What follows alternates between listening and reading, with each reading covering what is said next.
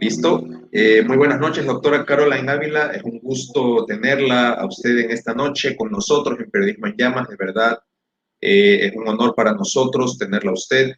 Y más que nada, presentar a la audiencia. La doctora Caroline Ávila Nieto es de la Universidad de Azuay, es PhD en Comunicación Política y sin duda algunas ha eh, sin duda algunas ha tenido una participación muy interesante en estos días en redes sociales. La he venido siguiendo mucho en torno a sus opiniones que me parecen muy valiosas y que me gustaría que usted pudiera compartirles precisamente a la audiencia para tener una amplia perspectiva de este proceso electoral que sin duda alguna ha sido borroso, ha habido mucha incertidumbre. Entonces, qué mejor manera que informar con responsabilidad a nuestros queridos oyentes. Doctora Ávila Nieto, buenas noches, ¿cómo le va? La señora le escucha. Un gusto. Muchísimas gracias. Yo no sé si se escucha bien. Quiero primero Sí, confirmar. Sí, sí, perfecto. escuchamos perfectamente. Pues primeramente, muchísimas gracias por la invitación. Gracias también por la generosidad de tus palabras. No se hace sino solamente compartir algunas ideas que las redes sociales permiten, en mi caso a partir del Twitter, simplemente establecer una conversación, más bien plantear preguntas, pequeñas reflexiones, que a veces encuentran por ahí algunos oídos que son tan generosos de escucharlos, así que más bien, o en este caso, para ser más específicos, ojos que nos permitan leer aquellos tweets. Pues muchísimas gracias más bien por su generoso comentario. Pues aquí estamos a las órdenes para poder conversar sobre la coyuntura que este momento el país está viviendo. Diga usted, a sus órdenes. Correcto, doctora Ávila, de verdad, muchísimas gracias a usted. Y quisiera empezar por un tema sumamente interesante, y es un tema de reflexión, que es lo que terminó mi comentario. ¿Cómo poder superar o hacer a un lado ya este famoso clivaje que nos ha venido, sin duda alguna, formado parte de la política ecuatoriana, del clivaje entre correísmo y anticorreísmo, que es algo que en esta elección hemos visto que ya no cala con tanta fuerza? Vemos que hay resultados interesantes, como por ejemplo Javier Herbas, que encarna un 15% de la población, también Yacu Pérez, que alcanzó un resultado sumamente interesante del 19%. Entonces, ¿cómo leer estos resultados electorales y A mí cómo me poder parece, superar este clivaje como tal? Le escuchamos, doctor. a mí me parece no siempre coinciden con esta idea, sobre todo los periodistas más tradicionales, porque han estado muy acostumbrados, muy cómodos a situarse en este otro lado de la frontera política que el correísmo les ha puesto, ¿no? Y esto es una característica típica de gobiernos en donde la confrontación les resulta rentable, ¿no? Los gobiernos populistas plantean esta confrontación nosotros contra ellos. Yo aquí no estoy hablando del término populista desde la perspectiva peyorativa. No, no es mi afán, no estoy diciendo ni que es bueno ni que es malo. Simplemente estoy señalando una forma de construir política, nada más. Una forma como cualquier otra que existe también, ¿no? Tal vez el gran problema, el desafío de los populismos es que en el afán, en la necesidad de establecer esta frontera política, de nuevo, entre el nosotros, el pueblo, contra ellos, la oligarquía, en ese afán a veces se vuelve muy difícil la deliberación, el debate, la diversidad de voces, esa pluralidad de ideas se vuelve muy difícil porque es más bien una estructura polarizada con la idea A versus la idea B, así de sencillo, ¿no?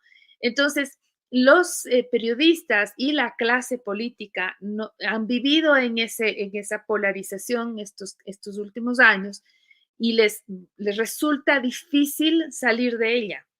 Pero eso no quiere decir que la población no está ya lista para salir de ello.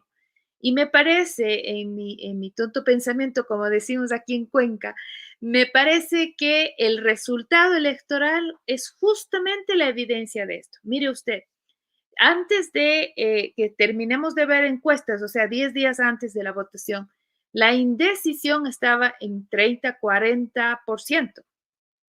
Y cuando vemos escenarios de este tipo, simplemente es porque en ningún momento el electorado llegó a encantarse con lo que estaba escuchando. Entonces, claramente había ya un relato que no estaba calando en la población, ¿no?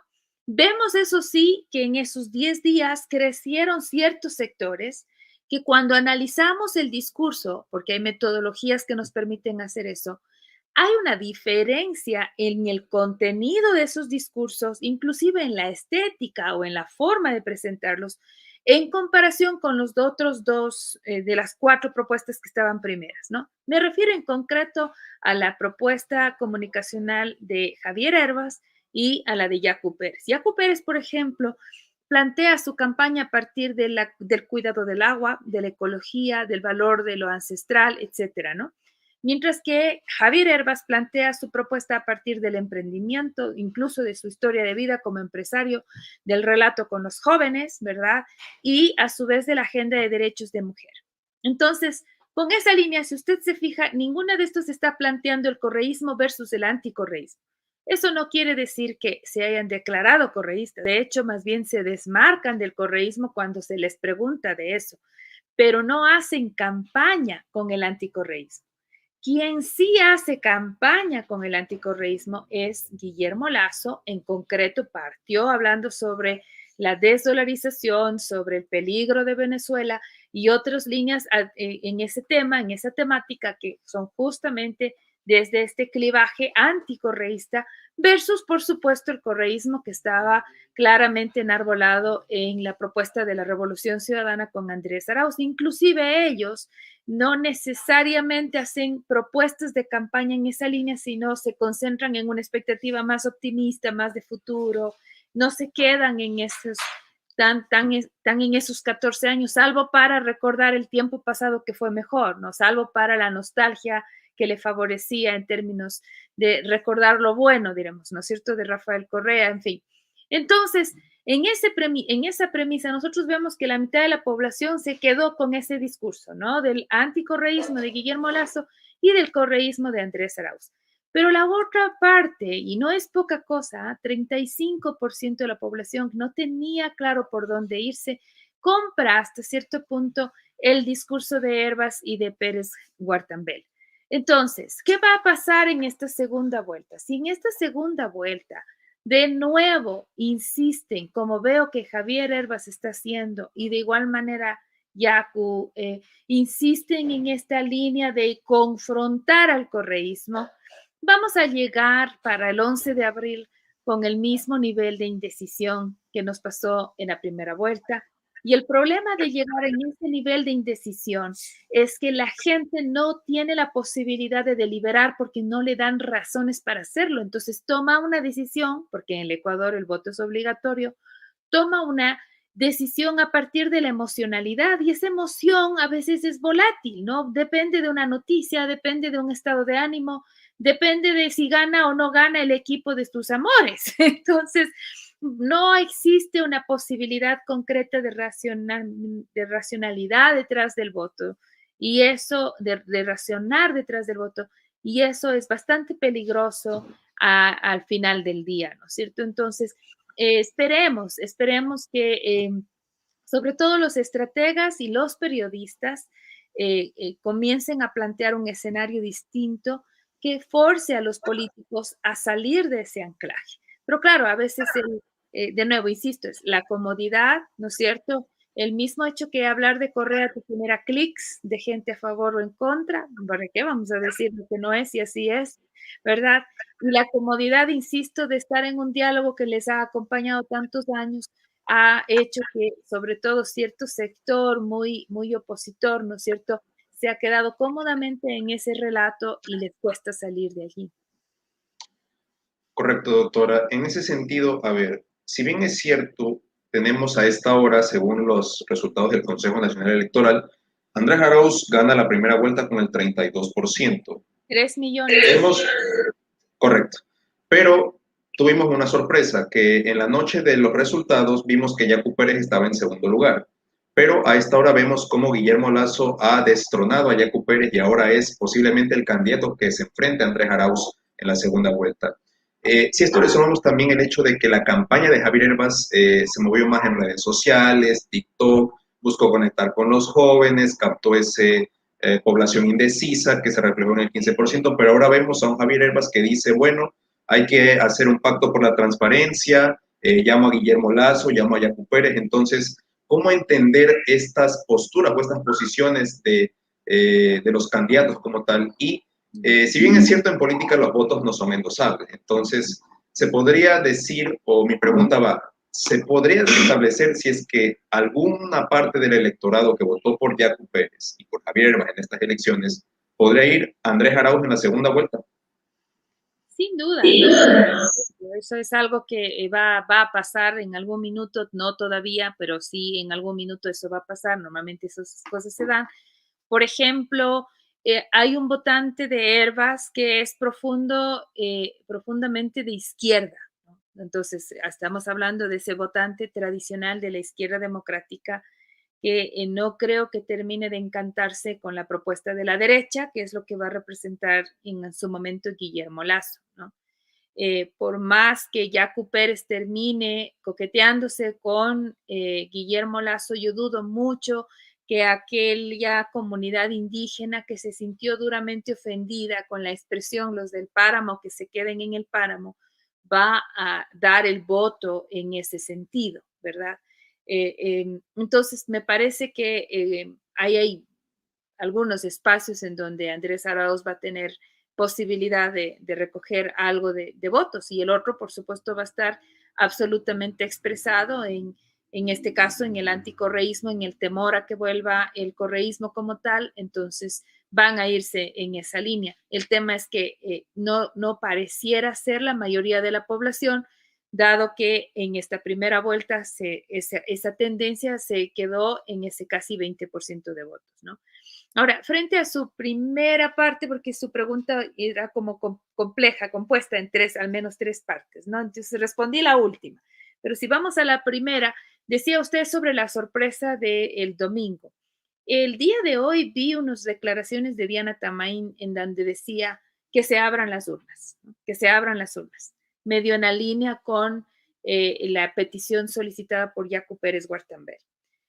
Si le sumamos eso a su rueda de prensa, su cadena nacional de las 9 de la noche de aquel domingo, en donde le dio el segundo lugar sin tener todavía el 100% de la muestra del conteo rápido, recordemos que era una muestra, en donde ciertamente los técnicos le han dicho que el comportamiento de los casos ahora sí ya es estable y nos hemos dado cuenta que no fue tan estable para ver el resultado siguiente y que tenía unos márgenes entre un candidato y otro, márgenes superiores e inferiores que no coincidían, pero sigue siendo una muestra.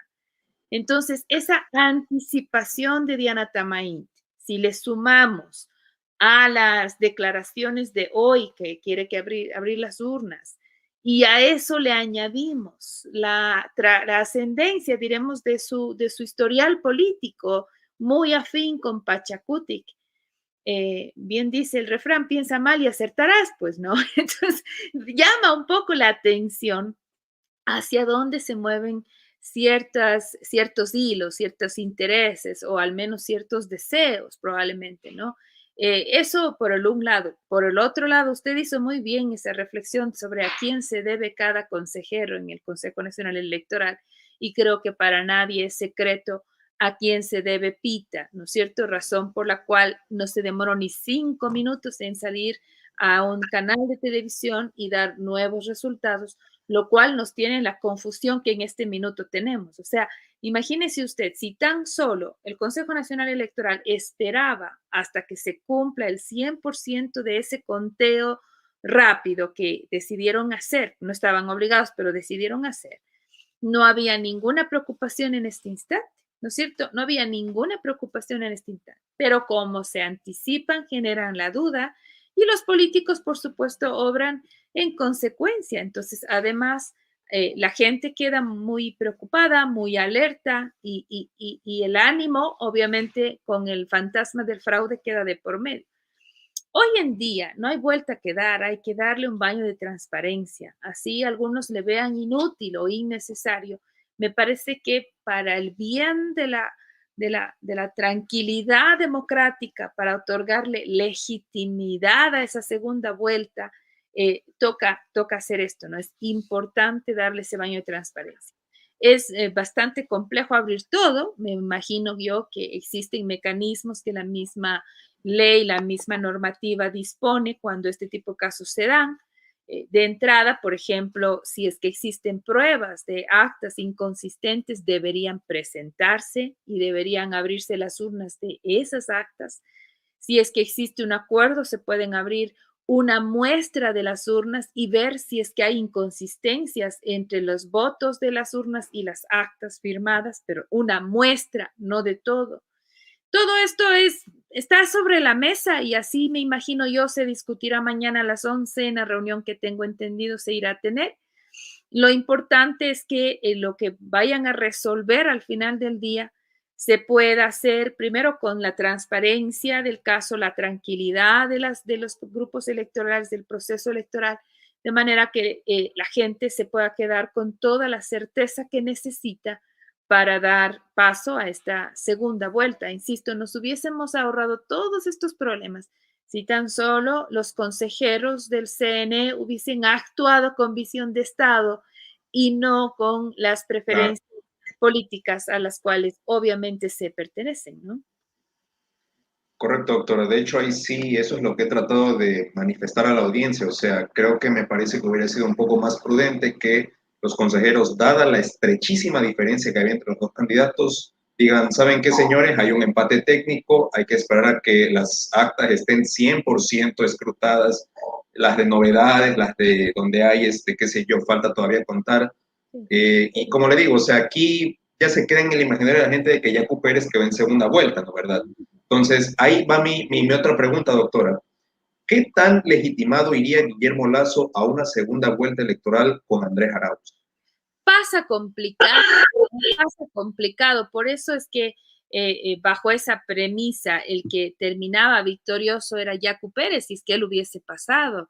Y entraba con muy buena viada, por decirlo en términos coloquiales, ¿no? Porque obviamente era el que estaba subiendo, el que venía tercero, que no se sabía cómo iba a llegar, el que ya estaba prácticamente con boleto adentro era Guillermo Lasso, y la sorpresa más bien fue que en realidad prácticamente no entra. Y si usted recuerda las conversaciones que entre los dos se tenía días antes de la votación, daba la impresión de que ya por poco y Lasso estaba concediendo ese tercer lugar, ¿no es cierto?, para darle en este caso el acceso a Yacu, perdón.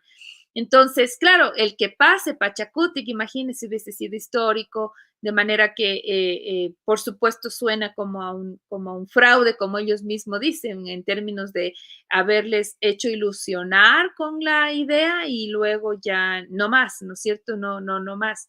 Y también no hay ninguna duda, no estoy diciendo que con esto ya Andrés Arauz estaba perdido, o sea, tampoco, son 3 millones de votos que tienen y en política 1 más 1 no suma 2, o sea, eso está claro.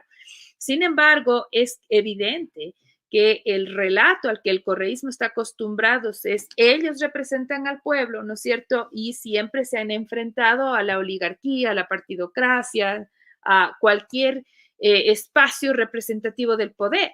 La comunidad indígena no representa ese poder, entonces iba a tener que forzosamente plantearse un nuevo relato, un relato en el que el correísmo no ha trabajado antes. Entonces, evidentemente iba a ser mucho más complejo, no digo imposible, pero sí mucho más compleja una segunda vuelta con Yacu Pérez en la papeleta, ¿no? Ahora esta situación no se da, entra un Guillermo Lasso en una postura mucho más frágil, no entra victorioso, entra en una línea más bien rebajada, con la gente, buena parte de ellos decepcionados, porque obviamente estaban con el encanto de lo novedoso que implicaba la candidatura de Pérez Guartambel, y con la necesidad urgente de aunar esfuerzos, ¿no? Por eso se toma 24 horas Guillermo Lasso después del video de ayer tarde, en donde nos dice que ya está en segunda vuelta, a estos tweets que menciona, en donde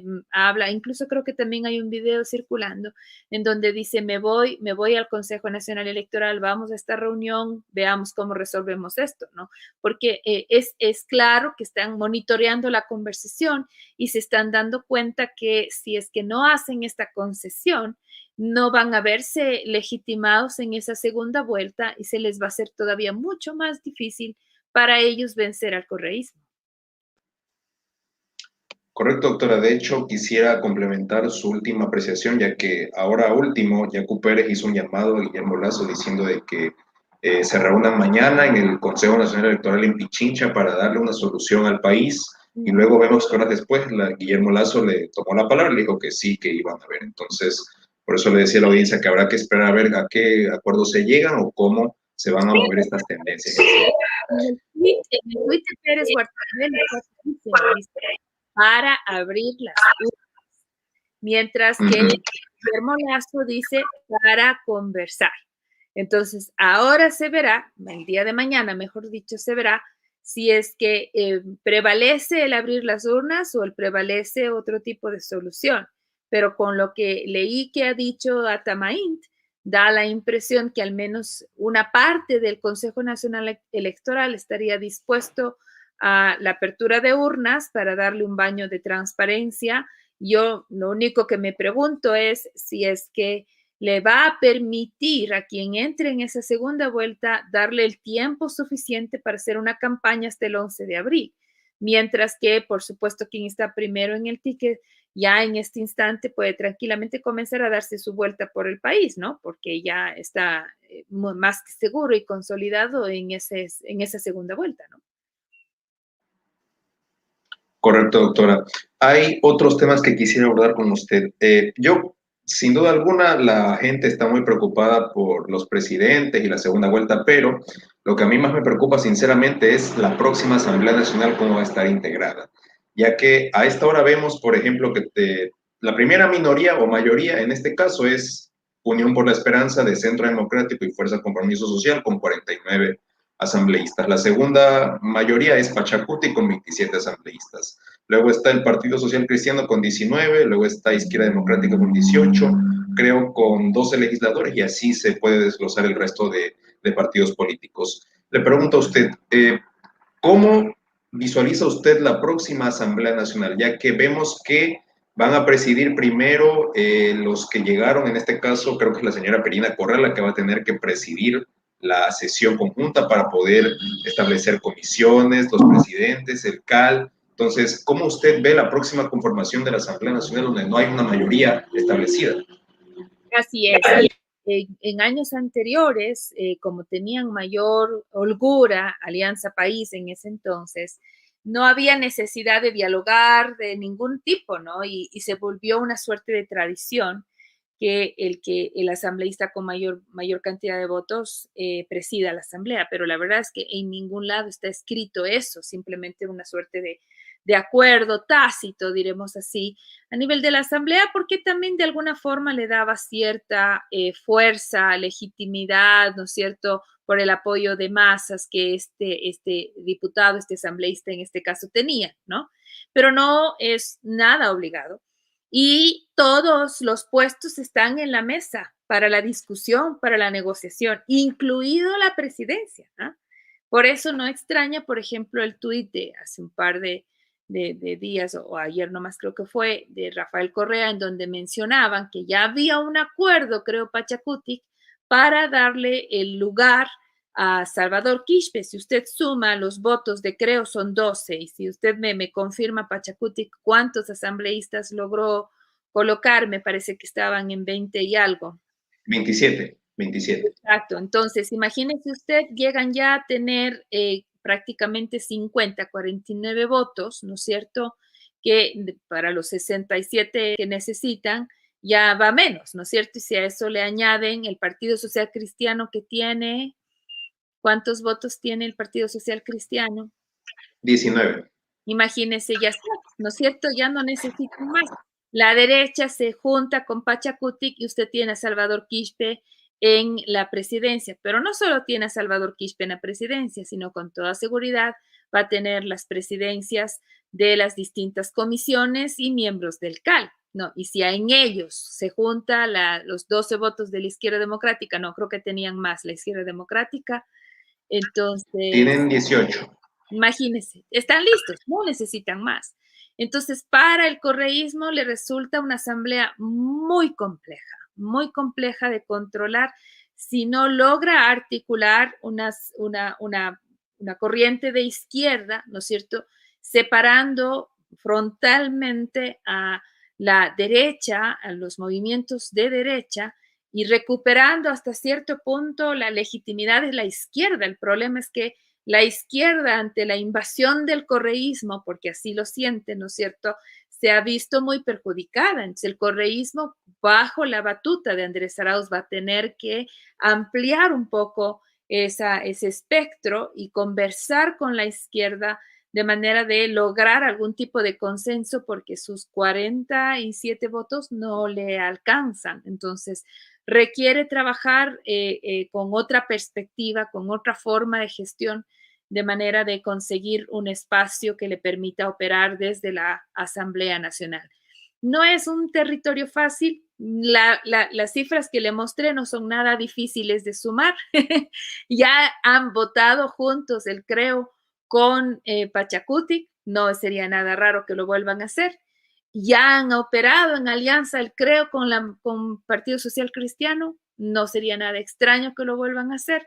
Y yo creo que la izquierda democrática necesita replantearse qué mismo es, porque en este minuto, ¿no es cierto?, la candidatura presidencial que han tenido es una candidatura muy de centro, no necesariamente pegada a la izquierda, y eso hasta cierto punto al electorado, por supuesto, le ha dado una frescura en el sentido de por fin avanzar a 15% de votos, pero yo no sé si es que lo ideológico en términos de proyecto de partido ya de una vez lo van a perder y van a dejar de llamarse izquierda democrática, sino no, centro democrático, lo cual imagínese usted la confusión que se genera, ¿no? Entonces, yo creo que la asamblea va a tener un rol muy complejo, va a tener que funcionar en bloques que tienen que comenzar a sentarse y hablar. Esperemos que la negociación sea sobre una agenda legislativa y no sobre cargos y espacios de poder, que es lo que hasta ahora nos han tenido acostumbrados. Probablemente soy ingenua, pero no puedo sino desear lo mejor para esa asamblea. Correcto, doctora. Nos acercamos a la parte final del programa y esta es mi última pregunta y luego le quisiera dar paso a usted para que pueda dar un mensaje final. Mi pregunta va sobre la crisis de liderazgos e ideologías políticas que ha estado presente en estos últimos tiempos. ¿Cómo podríamos establecer nosotros de cara al futuro los próximos cuadros o liderazgos que necesita el nuevo panorama político, electoral, etcétera, de cara a las elecciones del 2023 o 2025? Vemos un Javier Herbas, vemos un Pedro Freile, probablemente un Otto Sonnenholzer que dé una sorpresa en el 2023. ¿Cómo podemos establecer estos liderazgos e ideologías políticas? ¿Cuál es el diagnóstico que usted le da al espectro político izquierda-derecha y a las ideologías liberalismo, conservadurismo, socialismo, socialdemocracia, etcétera? Queriendo ser muy honestos, a mí me gustaría mucho ver un refuerzo del discurso ideológico, porque sin ideología lo único que se hace es discutir sobre las oportunidades, sobre la coyuntura, pero no sobre una agenda programática de largo plazo, no sobre un proyecto de largo aliento. Y este país necesita discutirse sobre el largo plazo, al menos el mediano plazo por último. Y eso es lo que permite la ideología, ¿no? Es un set de ideas que nos permiten orientar las decisiones en materia política, económica, social, sobre la base de esas grandes ideas, de esos grandes planteamientos. Es importante tener esa conversación. Y esa conversación hay que tenerla con las familias, en las instituciones educativas, en los espacios de formación de opinión, por ejemplo, la iglesia, en fin, los espacios de comunidad, de interacción comunitaria, las juntas de barrio, juntas de agua, todos estos espacios deberían tener realmente la oportunidad de discutir qué es la izquierda, qué es la derecha. Hoy día en la sobremesa, mi pequeña hija Amanda, de 11 años, me decía, mami, ¿cómo es esto de la izquierda, la derecha? Qué lindo que te hagan esa pregunta a esa tierna edad, porque te permite comenzar no a inculcar la izquierda o la derecha en términos de qué es bueno, qué es malo, pero sí entender los conceptos, de manera que esos jóvenes se hagan ya una irreferencia y no queden deambulando, ¿no es cierto?, por ningún lado, inclusive si su decisión va a ser nulo, votar nulo, que está bien y es su derecho, pues, pero que lo haga con conciencia. Entonces, Sí, doctora, disculpe que le interrumpa, pero en ese sentido, yo lo que trato de decir a la audiencia es que la política no es mala, sino la politiquería, y que tener una ideología no es malo, porque a la final del día usted y yo y cualquier persona tiene una posición respecto al mercado, a la sociedad, al Estado. Unos apoyan el libre mercado, otros apoyan la intervención del Estado en la economía, lo cual es legítimo y válido, pero como le digo, aquí más prevalece la politiquería por la política. y el problema es que justamente cuando no se plantea una muy buena pedagogía sobre ideologías, entonces somos víctimas de cualquier tipo de propuesta que no tiene asidero, no tiene posibilidad de ser cumplida. Ahí sí vamos a hablar, por supuesto, de la demagogia, en donde no encontramos ni principio ni fin a lo que esta persona está diciendo. La ideología inclusive es una línea ordenadora de pensamiento, inclusive es práctica para poder tomar una decisión. Si algunas estrategas electorales, yo sinceramente no les entiendo cuando dicen es que a la gente no le interesa la ideología. Lo que no le interesa es esa mala fama que la política está teniendo. Pero no estemos hablando sobre si no le interesa la ideología. Si le hablas de izquierda y de derecha desde ejemplos específicos, la gente se da cuenta con claridad y en ningún momento va a rechazar una buena explicación en esa línea. Estamos hablando con el Ecuador que vivió 10 años espacios de pedagogía política, entre otras cosas, no estoy diciendo eso, cada sábado, ¿no? Entonces, a que vea usted que es posible hablar de política a la gente y que te puedan escuchar. Entonces, no es el ecuatoriano un total ignorante en esa línea, más bien todo lo contrario, podría estar presto a quien le hable adecuadamente sobre ideología. Yo creo que esa es una primera cosa que nos hace falta. ¿Qué otra cosa nos hace falta? Mayor responsabilidad de los gobiernos de turno, ¿no? El hecho que Lenín Moreno hoy goce de un 7% de aprobación, no solamente que es una vergüenza, sino también es un acto de irresponsabilidad con el Estado, con las funciones más amplias, con este proyecto más amplio de país. ¿Por qué? Al tener un gobernante con tan baja aprobación, esa decepción, ese desapego, esa frustración, inmediatamente se irradia al resto de las instituciones políticas. De la misma manera que tener un gobernante con alta aprobación, uno comienza a mirar lo político como algo interesante y se irradia a las otras instancias.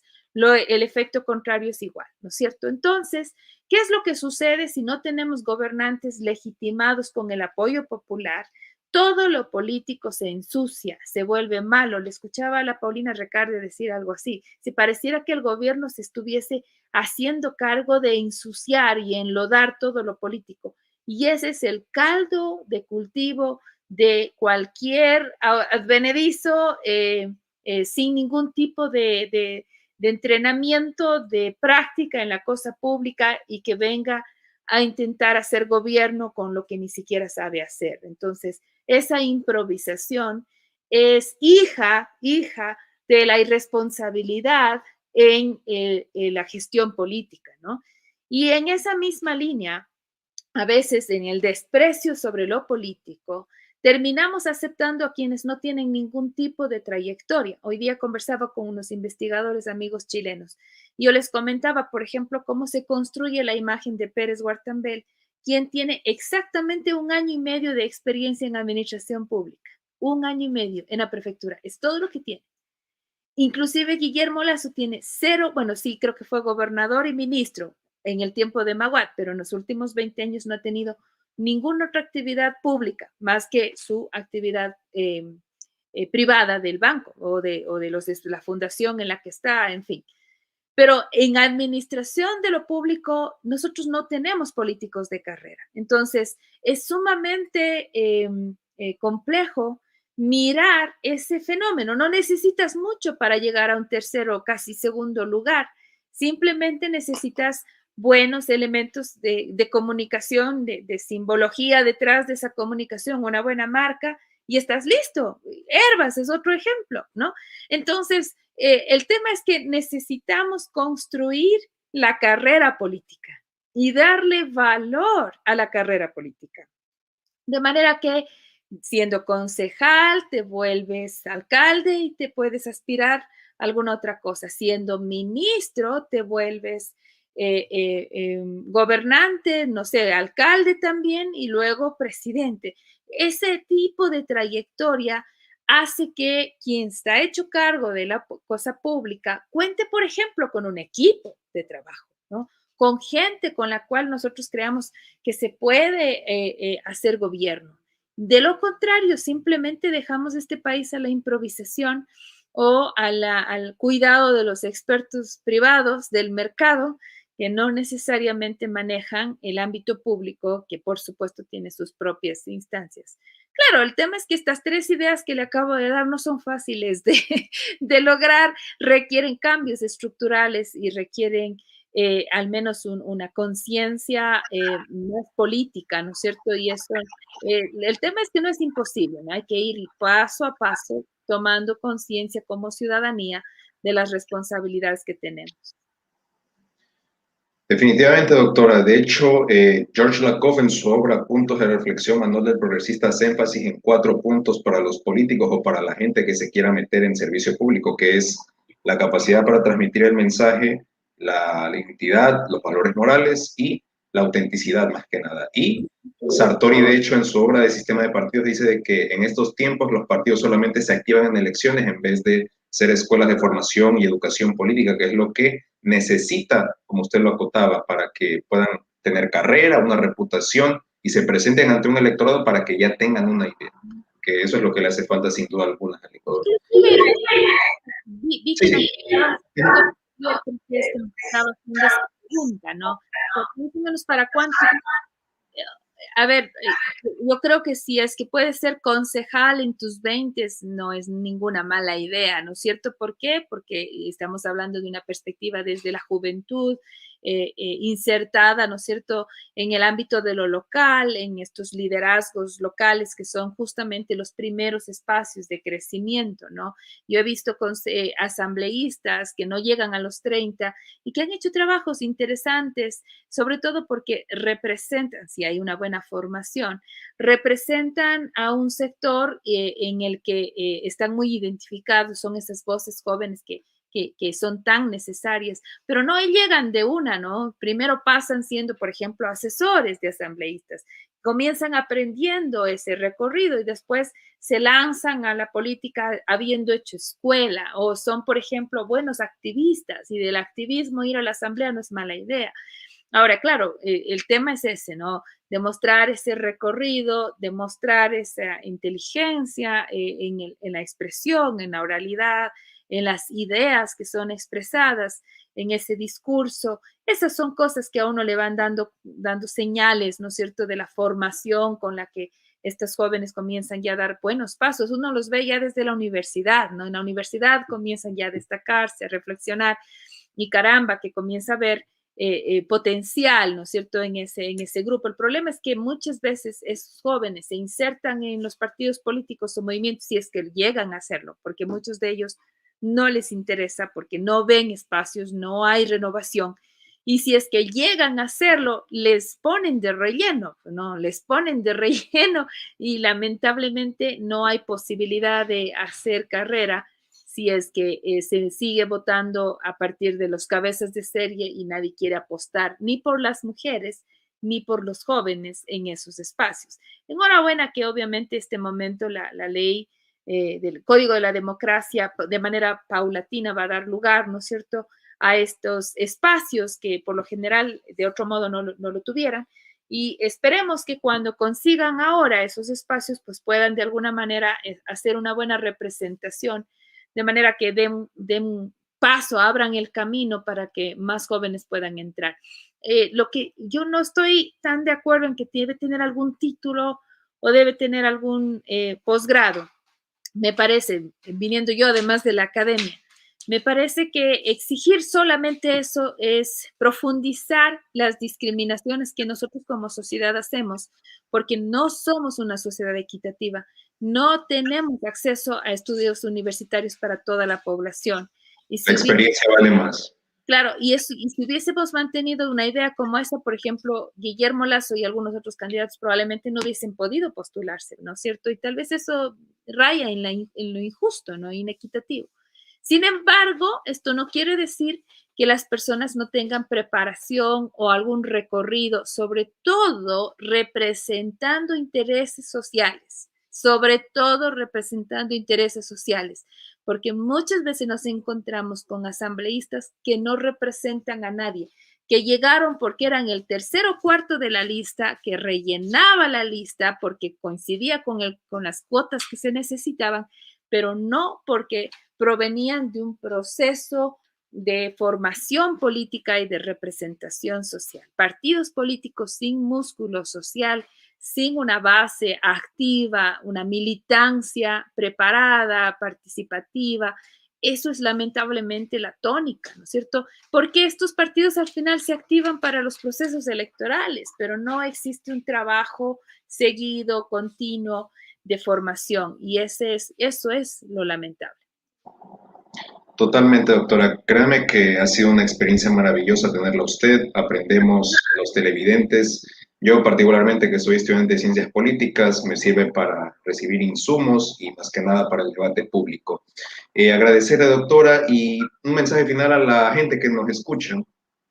No, pues a ver, este tipo de espacios a mí en lo personal me gustan mucho y los disfruto más que las entrevistas en medios tradicionales, porque los medios tradicionales suelen tener muy poquito tiempo y no nos permiten extendernos en la conversación, mientras que este tipo de espacios resultan ser más cercanos, ¿no es cierto?, más interesantes, nos permiten elaborar un poco más el argumento.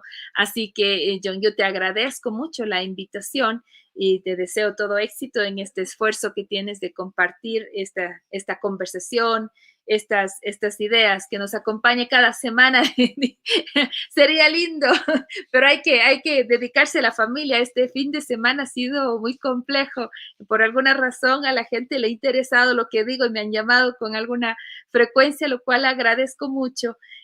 Pero evidentemente, pues sí, sería lindo poder extender estos espacios de conversación, y así que con gusto, y para la segunda vuelta, pues podríamos volver a juntarnos a ver qué podríamos encontrar sobre la campaña ya una vez que esté ya más avanzada. Correcto, doctora, créame, le extendemos la invitación, usted siempre tendrá aquí las puertas abiertas, también a los demás personajes y personalidades tienen pues, espacios aquí para el debate público y practicar el pluralismo ideológico, la idea de intercambiar ideas, no balas, que podamos escucharnos el uno al otro y construir una mejor sociedad, más que nada pensando en días mejores.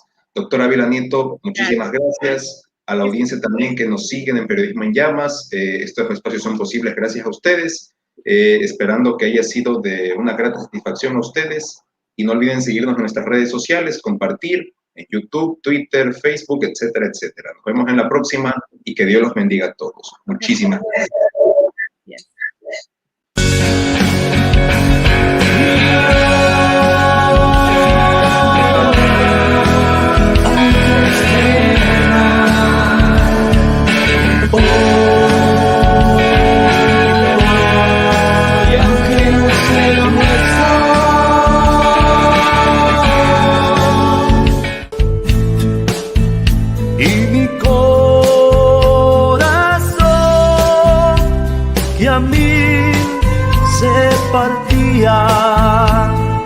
Un temor que aún desconocía, de pronto algo